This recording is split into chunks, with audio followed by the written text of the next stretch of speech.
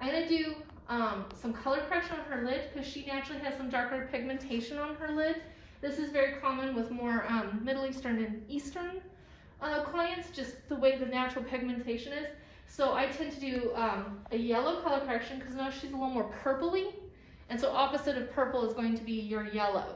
So I will do yellow correction and then a light concealer and buff most of it off, because when I do eyeshadow, I don't want a ton of product there because then we'll get creasing later.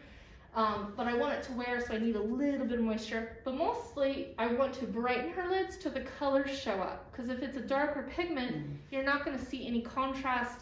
If you're trying to create more openness and larger, we need light colors to show up. So I'm not going to take her really light, because then it's going to look like I stamped products on her eyes, and it's not going to blend as nicely. So you don't ever want to go lighter than maybe 2 shades. So you're not going to go like pure white on her and be like, ah! That's a little too much. Alright, so I'm going to come in with the yellow corrector.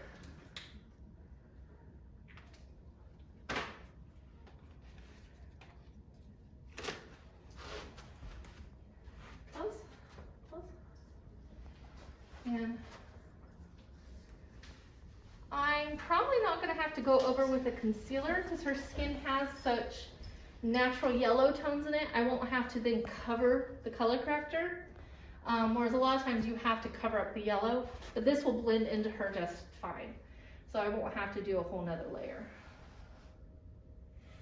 I like to cut my underside of my eyebrow at this stage.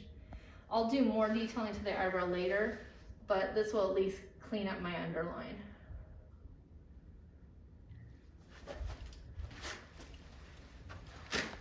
I bounce around in front of the camera a lot. Okay. And then I'm going to buff most of that off. But see how that neutralized a lot of the purple and brightened it? But if you want to come closer, you can see how little I left on there. Yeah. Because I just need a little bit of tackiness. I don't need a ton. She's really good. She's zooming in.